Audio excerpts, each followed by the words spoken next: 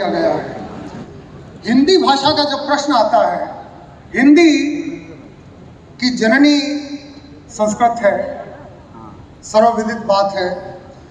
लगभग 1500 ईस्वी पूर्व से लेकर 500 ईस्वी पूर्व तक भारत में संस्कृत ही बोली जाती थी, जिसके दो स्वरूप थे, एक वैदिक और एक लौकिक। लौकिक यानी आम आदमी जिस तरह से बोलते थे, वैदिक यानी वो विद्वान जो व्याकरण के भी पंडित थे और जिनका गहन अभ्यास था सभी का, वैज्ञानिक तरीके से जो संस्कृत लिखते थे, बोलते थे। आम आदमी ने उससे थोड़े बच के लिखना शुरू किया और वही उस काल के साहित्य की भाषा बनी। ये बोलियां अलग अलग रूप में आगे चली। एक पूर्वी बोली थी, एक मध्य देशीय बोली थी, एक पूर्वोत्तर भारत की बोली थी। और उसके बाद प्राय आम आदमी को ये लगा कि संस्कृत की व्याकरण तो बड़ी क्लिष्ट है, जब तक किसी विद्वान से सीखा ना जाए, लंबे समय तक ना सीखा जाए, तब तक नहीं सीखी जा सकती। इसका एक उदाहरण मेरे गांव में भी था। जो हमारे शिक्षक हमें संस्कृत पढ़ाते थे, हम जब गलती करते थे तो वो हमें डांट के एक ही चीज कहते थे कि तुम लोगों को संस्कृत नहीं आएगी। ये बादाम और काजू खाने वाले लोगों को आती है, तुम लोग बाजरा खा के तो तुम्हें संस्कृत कैसे आएगी। तो आम आदमी जो हम जैसा था, उसने उस भाषा में परिष्कार करना शुरू किया, बदलाव आई, बोलचाल की भाषा आई और संस्कृत धीरे धीरे 500 ईस्वी पूर्व से लेके पहली ईस्वी तक पाली का रूप अख्तियार कर चुकी थी। पाली जिसमें पूरा बौद्ध साहित्य लिखा गया, महात्मा बुद्ध के भी सभी प्रवचन उसी में हुए।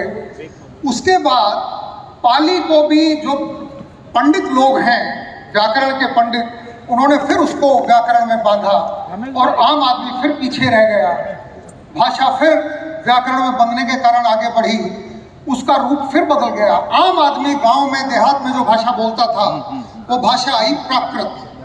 प्राकृत को भी पंडितों के हाथ में फंसना पड़ा, उन्होंने फिर उसकी ग्रामर में जकड़ दिया उसको। वहां से आई अपभ्रंश, अपभ्रंश की भी ग्रामर बना दी गई। वहां से आई अवहट और अवहट से प्राचीन जैन साहित्य जो राजस्थान और गुजरात में बहुत बड़े पैमाने पर लिखा गया, उसकी कुछ एक पांडुलिपियां मैंने देखी हैं। मेरा ख्याल है कि हिंदी का प्राचीन स्वरूप जैन मुनियों के जो साहित्य है उसमें देखने को मिलता है, जिसको हम पहचान सकते हैं। उसके बाद आए एक ऐसे महानुभाव जिन्होंने दर्शन की दृष्टि से, जिन्होंने आध्यात्मिक दृष्टि से और धर्म की कुरीतियों पे भयंकर कुठाराघात किए, जिनको कबीर दास जी के नाम से हम सभी जानते हैं। उनकी भाषा एक विचित्र भाषा थी। यदि मैं गलत नहीं बोल रहा हूं तो पंडित हजारी प्रसाद द्विवेदी जी ने कहा था, कबीर भाषा के डिक्टेटर हैं।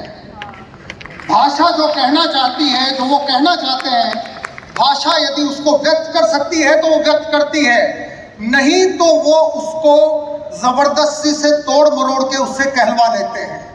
इसीलिए कबीरदास जी की भाषा में आपको भारत की लगभग काफी भाषाओं की अनुगूंज, उसके शब्द वहां देखने को मिलते हैं।